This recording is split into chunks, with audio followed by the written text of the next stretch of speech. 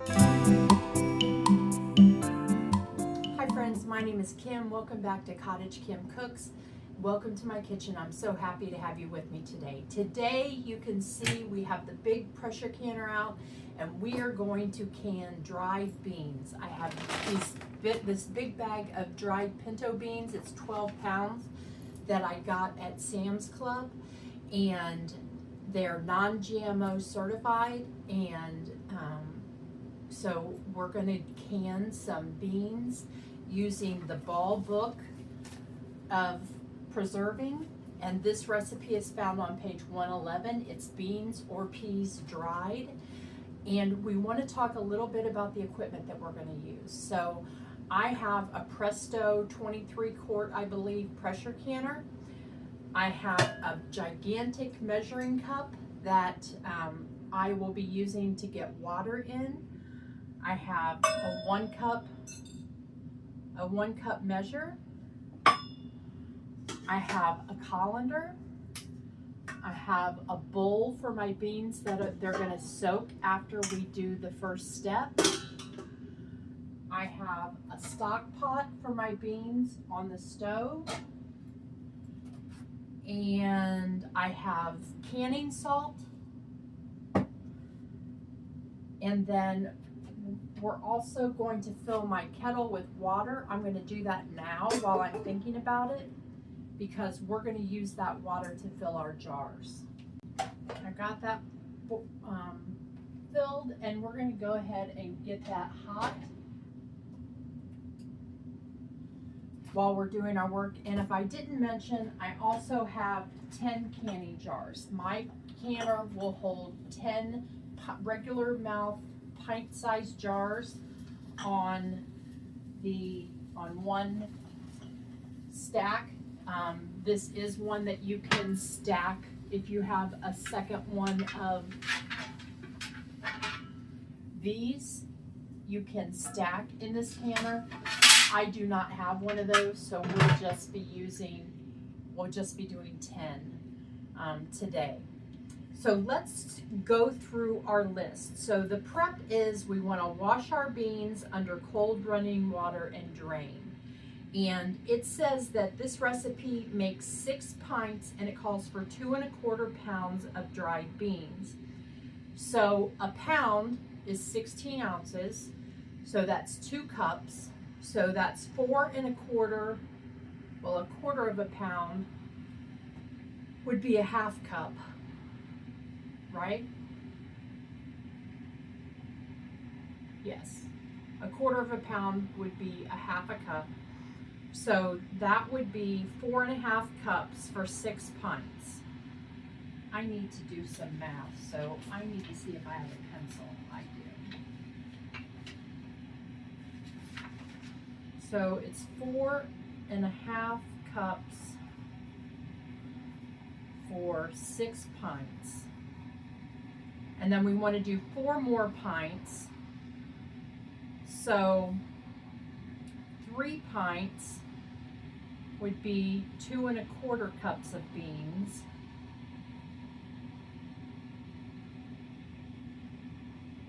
And 1 pint would be 1 1/8 cup of beans. So we're looking at a half, a quarter, and an eighth. So let's just say 1 and 4, 5, 6, 7, 8. So we're looking at 8 cups of beans. So I'm going to get my colander, get my 1 cup measure. I have my measuring cups out where my cooking stuff is, and I tend to splatter a little bit. So I want to just make sure that these are clean. And I'm going to grab my beans, pair of scissors,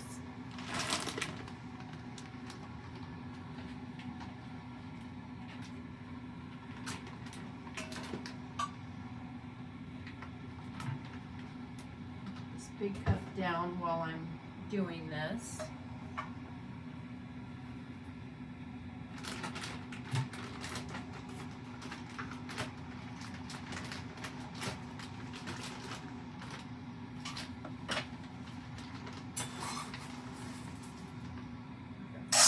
1, 2, 3, 4, 5, 6, 7, 8. So we have 8 cups that fit in my colander. I'm going to put these down on the ground. I see a bad bean, so you just want to kind of look for any rocks or anything like that, any bad beans, and we're going to go ahead and give these a rinse.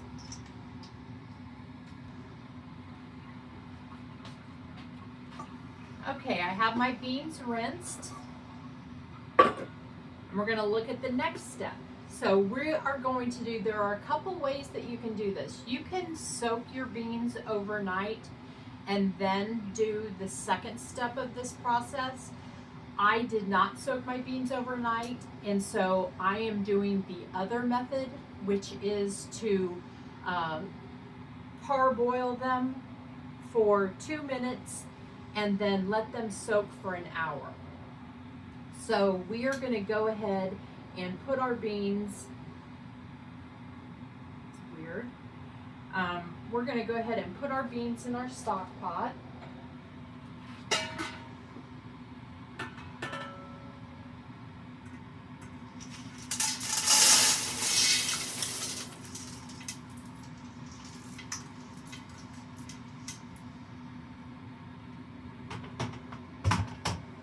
And then we are going to put beans in a large saucepan, add water to cover by 2 inches. So I'm going to fill this with water. Looks like 1 more will be plenty. And I'm going to put this on the stove so that it doesn't get too heavy and so that it's even.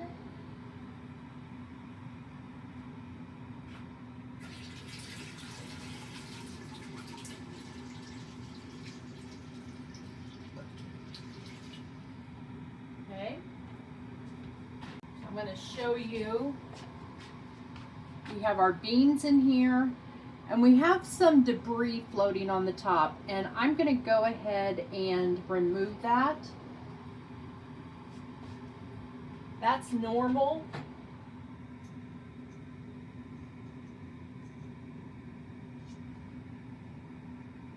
If you've ever watched Becky on who has the YouTube channel Acre Homestead, she grows her own beans, shells them, and then cans them.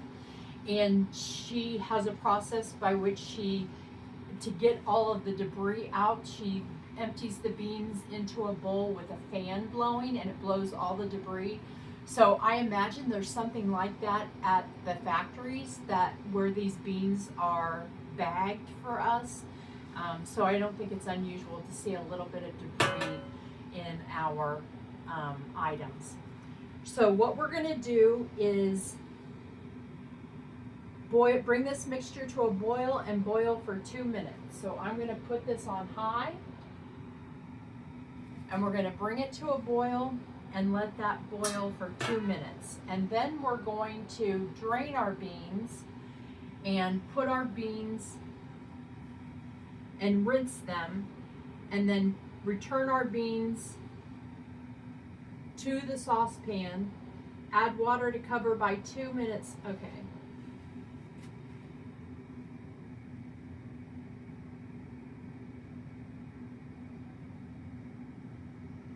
So once these cook for 2 minutes, we're going to remove from the heat and let the beans soak for 1 hour.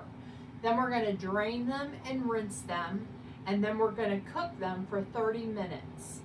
And that process helps to get some of the enzymes that cause gas, it helps remove that. So the best way to do that is that overnight soak for 12 to 18 hours.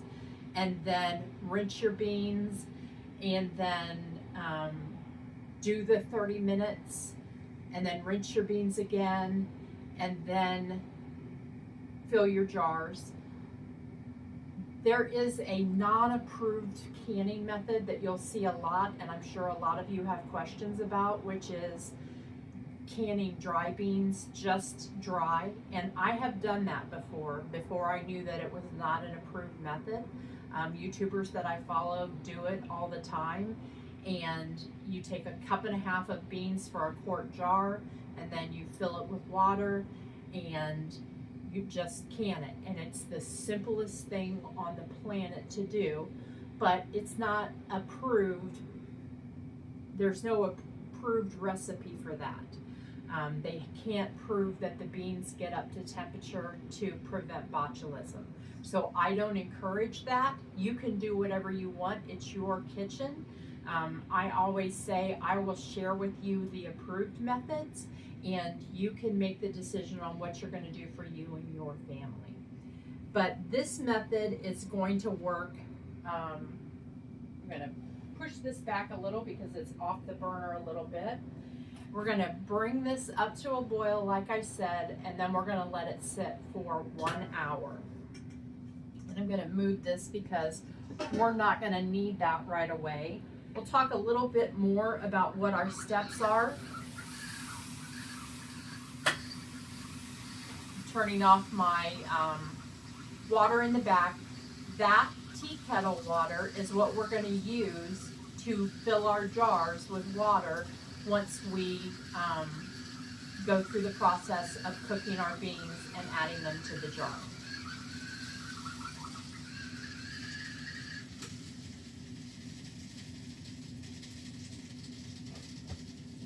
Sorry about that. I don't want that whistling to distract us. So that water is what we're going to use to fill our jars. So what I'm going to do while the jars are soaking is I am going to wash our jars. And what I do, you want all of your ingredients to be at the same temperature, and that prevents cracking of your jars. So if you're cold packing something, you want your water to be cold, you want your jars to be cold. If you're hot packing something, you want your jars to be hot, you want your water to be hot, and you want the water in your canner to be hot. And when you're cold packing, you want the water in your canner to be cold when you put it in, and then bring it up to slowly up to temperature. So what I'm going to do while the beans are sitting for an hour is I'm going to get these jars clean. And then what I do is actually fill them with hot water. And then when it comes time to fill the jars, I put the water in the canner so that I can reuse that water. And then I fill my jars with the hot water from that I had just brought up to boiling, and by the time we use it, it'll just be hot. And then my jars will be clean and everything will be good. You no longer have to sterilize jars anytime you're going to have your processing time is 10 minutes or more, and I've never seen a processing time less than 10 minutes, even for water bath canning. I've never seen a processing time less than 10 minutes, but they say that anytime you are going to process your jars for 10 minutes or more, it's going to automatically sterilize those during that process. So we no longer have to sterilize, boil your jars, boil your lids, boil your rings. So like I said, while that is coming, or while those beans are sitting for an hour, I'm going to wash my jars and then fill them with hot water. So once this is done, so we're going to remove from heat and let the beans soak for 1 hour. Then we're going to drain and rinse our beans. We're going to return the beans to a large saucepan. We're going to add water to cover by 2 inches again. We're going to bring the beans to a boil, and then we're going to reduce the heat to a gentle boil and boil covered for 30 minutes. So that reminds me, I'm going to have to find the lid to my stock pot. Perfect, I found the lid. So once that happens, after we cook them for 30 minutes, You're going to drain them and rinse them again. So those rinsing times are what's going to help remove some of those enzymes, and that's science that's way above my head, but just know that it removes some of the things that make it help to make it gassy when we eat beans. We're going to fill our jar, so we're going to pack hot beans into a hot jar, leaving 1 inch of headspace. So because we're already soaking and cooking these beans, they're going to already have expanded, so we're going to fill the jar to 1 inch of headspace, which is about at this bottom ring right there. You can feel the edge right there. That's about 1 inch of headspace. Then we are going to, but first, if we're going to add salt, now you do that, it's best to do it before you add the beans. So I add a half a teaspoon of salt to pint jars or a whole teaspoon to quart jars. It's totally optional. It has nothing to do with the safety of your recipe. It is just to, if you want beans that are salted, pre-salted, that's the way to do that. But you have to use canning salt. You can't use iodized salt when you're canning. Even though it's just for flavor, you still have to use canning salt rather than your regular table salt, which is iodized. So we will fill our jars, we'll ladle in hot cooking liquid to cover the beans and leaving that 1 inch of headspace. We'll remove the air bubbles, we'll clean the jar rim, we'll center our lid on the jar, and then we'll adjust the band to fingertip tight. And I'll talk more about that when we get there. Then we'll place our jars on the rack in our pressure canner containing 2 inches of simmering water. And we'll repeat that until all jars are filled.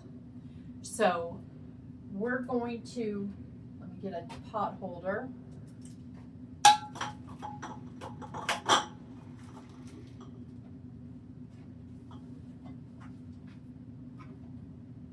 We're going to,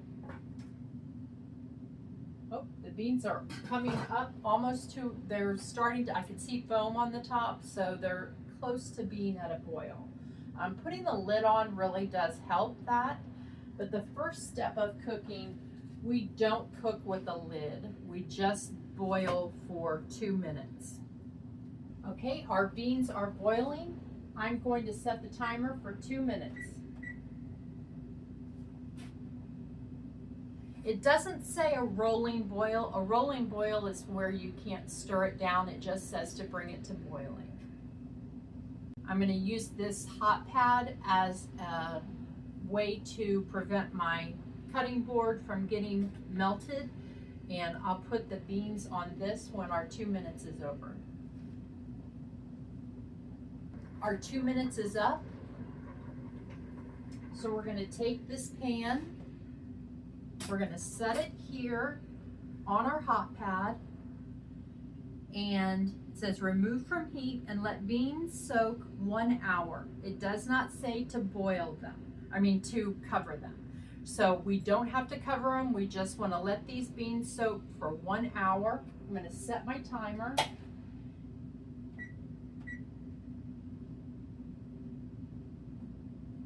I've got it set for 1 hour. While these are soaking, like I said, I'm going to wash my jars, fill them with hot water, and then we'll come back and we'll do the next step. Okay friends, it has been an hour and it looks like almost all of the liquid, there's still some liquid in here, but most of it has been absorbed by the beans. So we're going to go ahead and rinse these and then we'll do the next step. Okay, my beans are rinsed. So now my next step is to return the beans to the large saucepan, add water to cover by 2 inches. The beans have expanded, so it's going to take more water. Okay, I've covered with 2 inches of water, much heavier now. And I put that on high. So we are going to bring this to a boil and then we're going to reduce the heat to a gentle boil and boil covered for 30 minutes. So we're gonna let this do its thing, and as you can see, I have my jars filled here with hot water after I cleaned them, just as I described.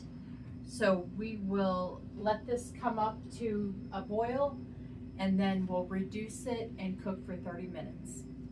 Okay, so our beans came up to a boil, and I turned them down to 6. I'm gonna set the timer for 30 minutes,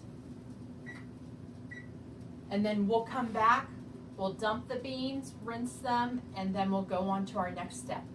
Okay friends, our 30 minutes is up.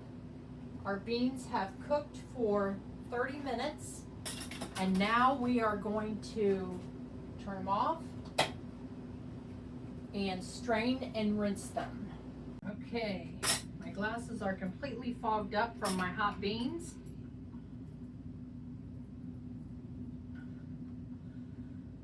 But that's okay. I'm gonna put the canner on now, and we want this to have 2 inches of water. Now what I will tell you as you are setting this up is you want to have, there is a, on the Presto canner, now this may not be on all of them, but you want to align the arrow with the arrow that's on the lid. So you want to keep that part out because you want to be able to do that alignment. And I am going to empty my jars into my canner.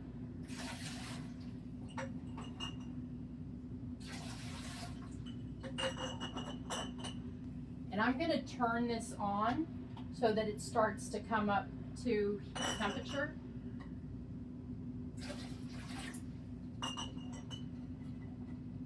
And 10-pint jars is about exactly 2 inches of water. So I'm going to grab my half teaspoon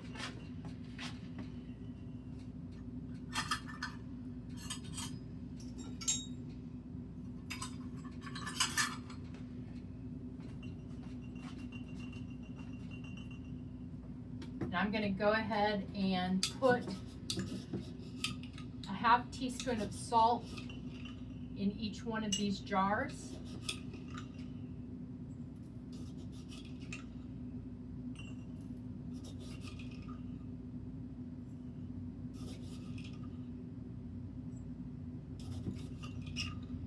And remember, we're using canning salt. We're not using table salt or iodized salt. I don't think you even want to use sea salt. I think you really want to stick with canning salt. So there, I believe I have salt in every one of the jars. And now we're going to use our canning funnel, which I had out. Here it is. And we're going to ladle the beans into the jar. Let me get my book out so that we can do this together, because I want to make sure we're following every step in the process. So you put a half a teaspoon of salt into each pint jar, 1 teaspoon of salt to each quart jar, if desired. It's not a requirement. Then you want to ladle your you want to pack hot beans into the hot jar, leaving 1 inch of headspace.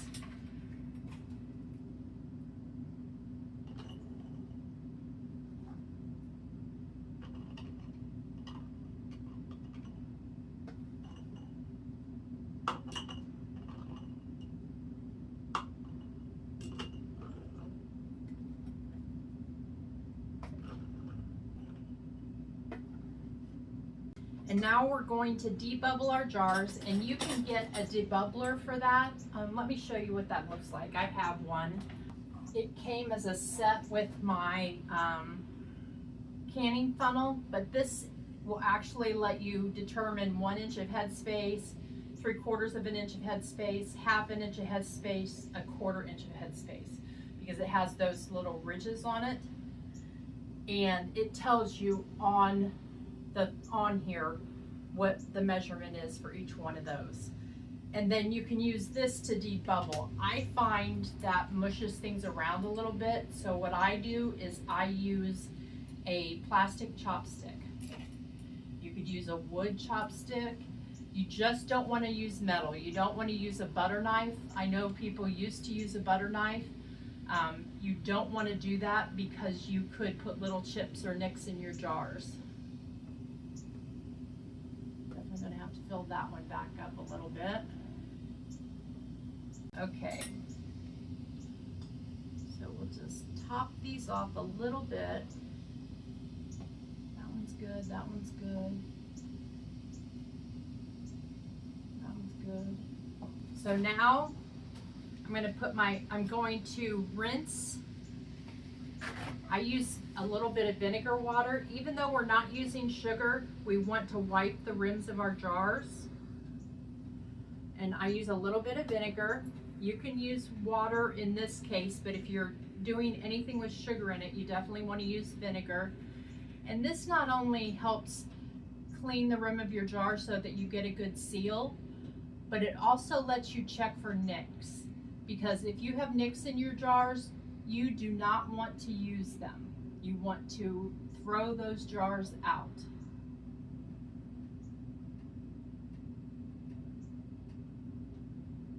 All right. So now we're going to put our lids on our jars, which are buried in here.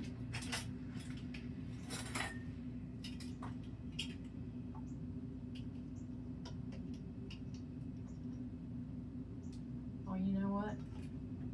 I'm short one lid.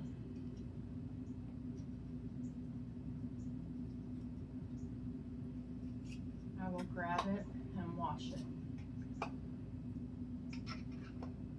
And I actually use the 4 jars canning lids, except when I'm using a new box of jars, because I have bought all of my jars already and have the rings, and you take the rings off once you're done processing and they have sat and finished what they're supposed to do. And you can buy the 4 jars lids in a quantity of 100. So I use those jars, and it's our lids, and it's FORJARS, 4 jars. And you don't want to tighten your rings on. You just want to do what's called finger tight. You don't want to go like this on your jar and crank it on, because you want that air to be able to escape if it needs to in the canning process. These jars are hot, so we're going to use a canning jar lifter. That's another piece of equipment that you'll want to have. And you can buy a set that comes with a canning jar lifter, a funnel, and a debubbler. Or you can buy each piece individually. It's up to you. So now we're going to take our jars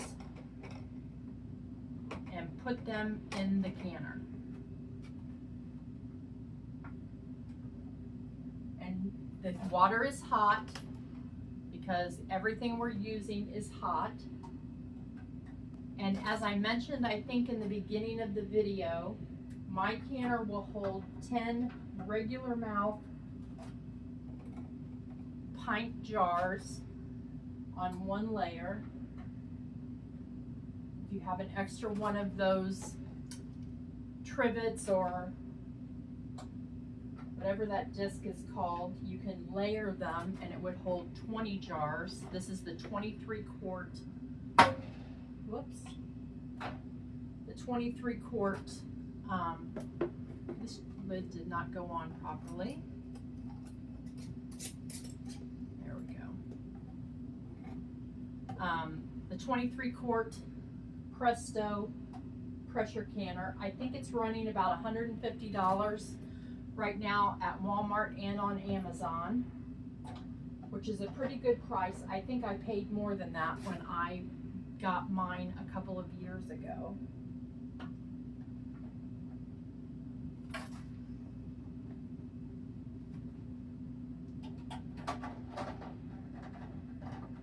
All right, so we have all of our jars in. So we want to take our lid, and here is where it says close open. This is your weight, and you want to take that off because you're going to put that weight on once this vent pipe starts steaming, and we let that steam for 10 minutes. You never ever want to pick it up by the gauge. This is going to tell us the amount of pressure that's in the canner, and we're going to want to get it to 11 pounds or 11 psi. So we're going to align this arrow with that, and then we're just going to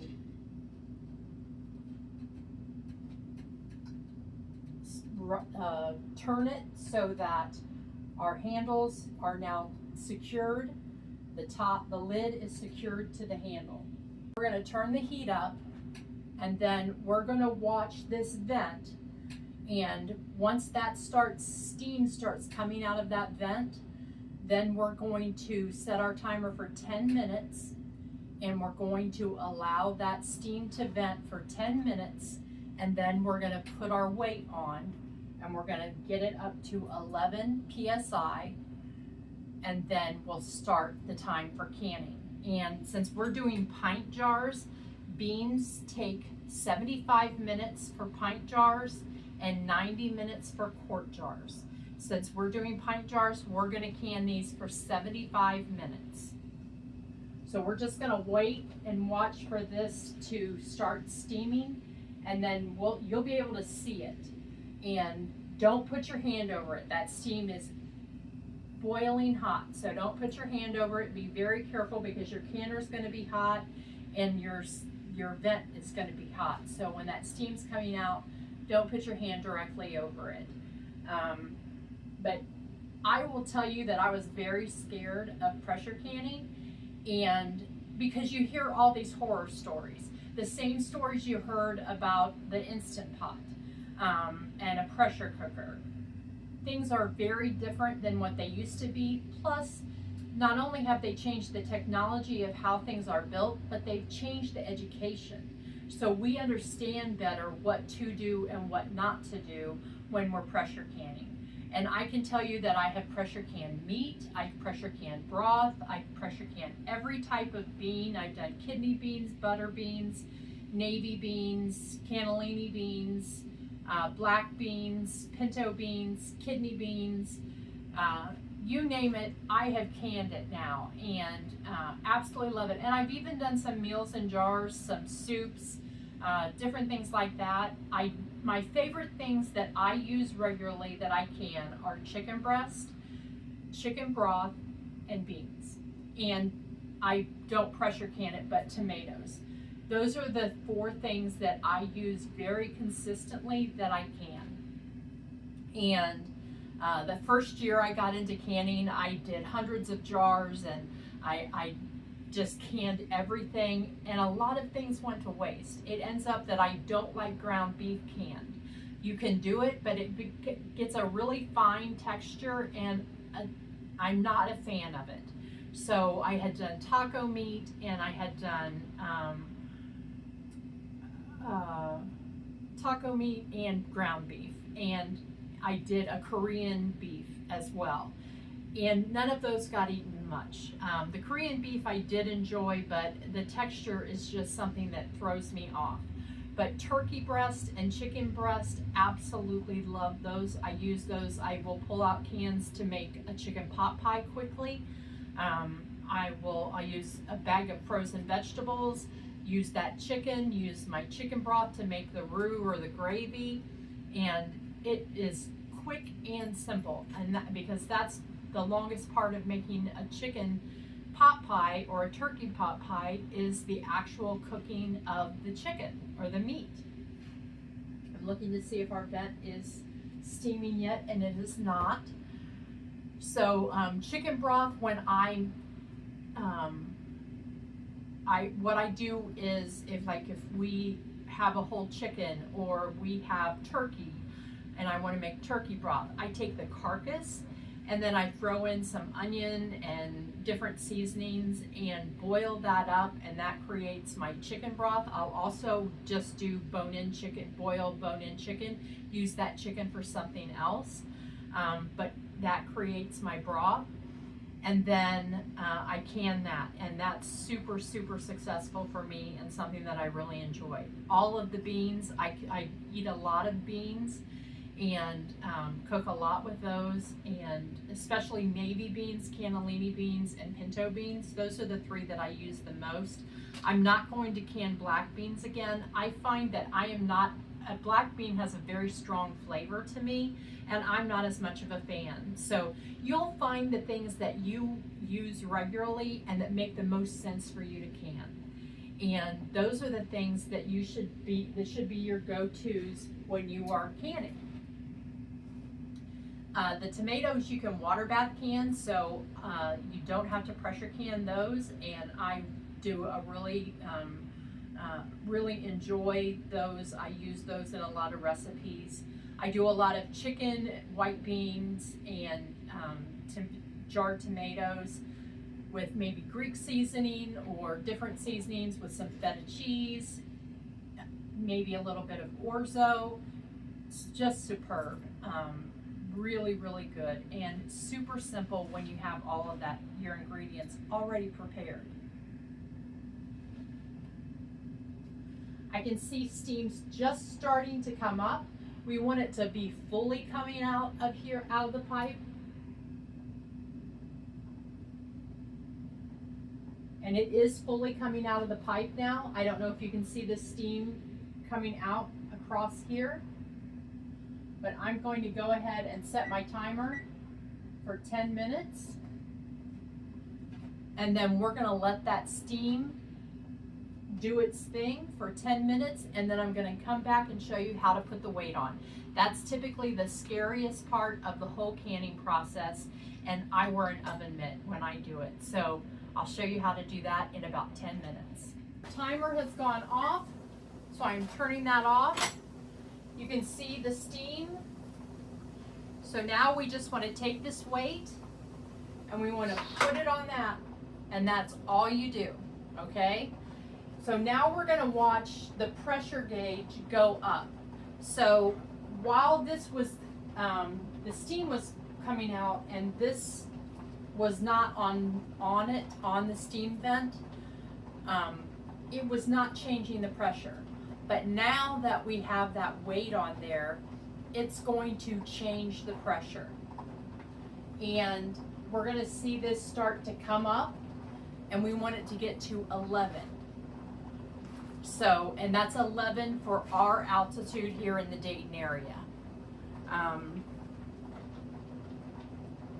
Let me see.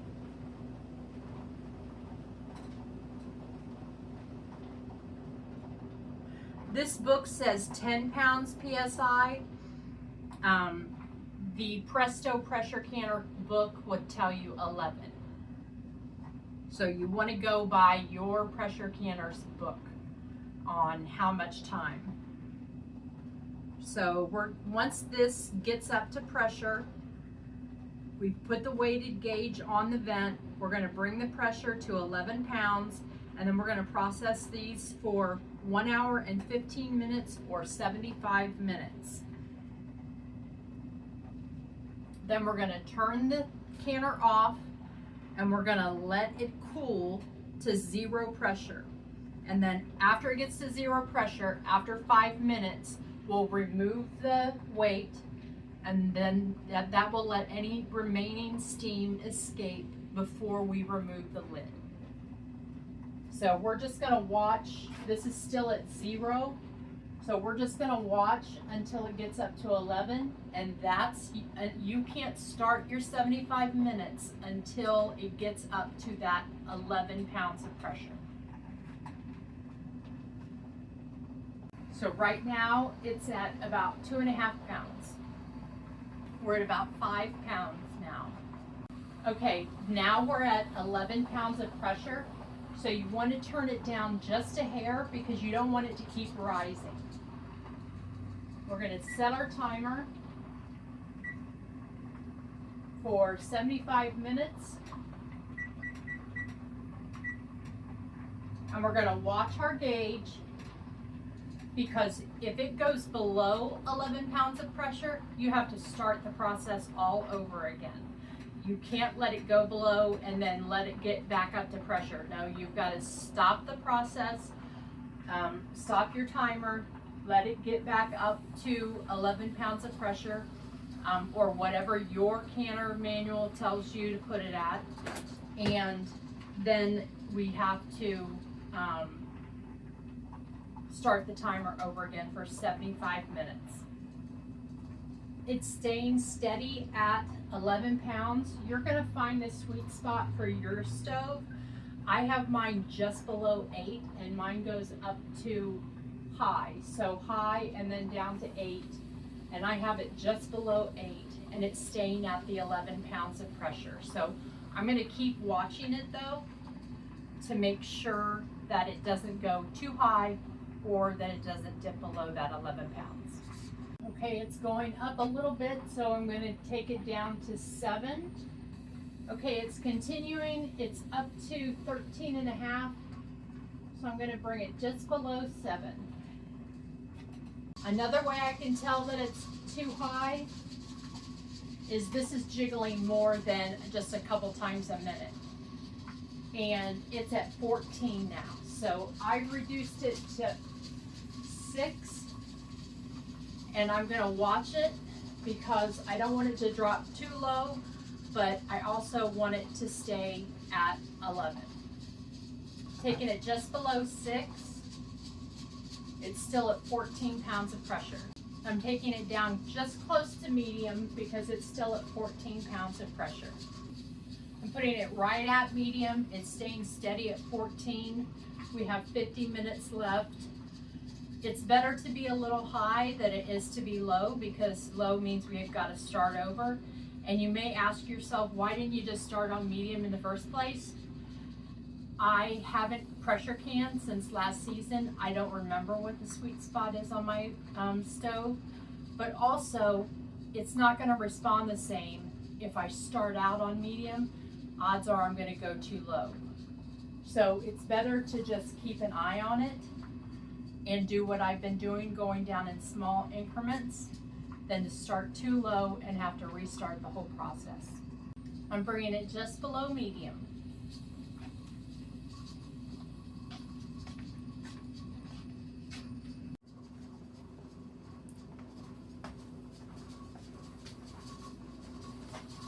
Okay, it has been 75 minutes. I'm going to turn the power off on my stove, and we're going to let this go down to 0, and we're going to wait 5 minutes. Do not remove your weight until that 5 minutes is over. So you want to let it get down to 0, wait 5 minutes, and then remove the weight, and then we'll remove the lid, and we'll do that step together. Okay friends, our gauge is at 0, so I'm going to set the timer for 5 minutes. And then when the 5 minutes is over, we're going to take off our weight, and then we're going to remove the lid. I should say that's probably the scariest part. I always say that the putting the weight on is the scariest part, but probably removing the lid is a scarier part. And I hope that what you're finding with this video is that this does not need to be a scary process. If you follow the guidelines and do everything the way the book says that you should do it, it really is a safe process. Okay friends, Our 5 minutes is up. So we're going to remove the weight.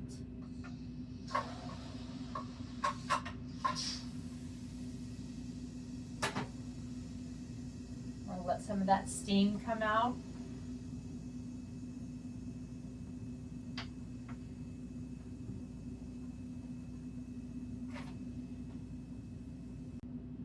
So it won't let you open it if it's not ready to be opened. And that just went down, and now it's ready to be opened. And you want to open it away from your face. So remember, we never want to touch our gauge.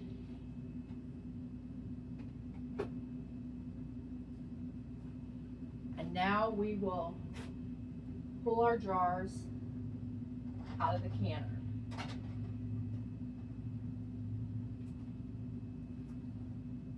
And they're still bubbling.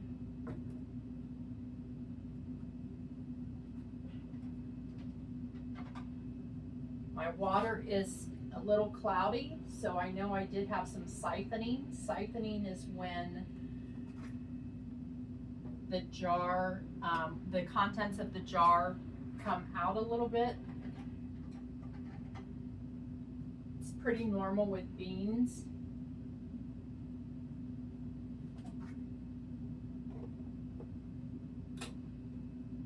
You hear that ping? That's what we're going to want to hear for all our jars.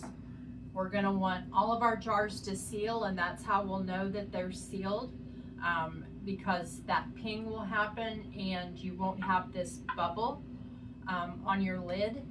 It'll be flat, and we're going to let these cool for 12 to 24 hours, and then it's safe to remove your rings. You do want to remove your rings because your rings can create a false seal, and you don't want that. So the other thing I wanted to share with you is that you do want to follow the instructions for when to take your items out of the canner. You may be tempted, especially if you're cooking or if you're canning at night and you're tired and you want to go to bed and you don't want to wait for the canner to cool down. You may be tempted to leave your jars in there overnight. That can create what's called a flat sour. It doesn't change the safety of your product, but it can change the flavor of your product. So you don't want to leave your jars overnight. You want to follow those guidelines for when to pull them out of your can. So I mentioned that you want to take your rings off. You don't want to do that until that 12 or 24 hours after they've had time to cool. And then you're ready to start using your jars. There's nothing else to the process, and we're going to clean up our equipment and be done. So that was this very simple and easy way. The biggest thing is the investment of your time. So I hope that you enjoyed today's video. If you did, give it a thumbs up, subscribe to my channel, CottageKimCooks, and we'll do more canning videos, but mostly I do low carb and diabetic friendly recipes that everybody can enjoy, because I want people to understand that having diabetes doesn't mean that you can't enjoy things like beans, which is a very high fiber and high protein item. Even though it is higher in carbohydrates, it's a type of carbohydrate that we can eat because of that fiber content and because of the protein. So again, I hope you enjoyed today's video. I know I enjoyed our time together, and I look forward to cooking with you and canning with you again soon. Take care.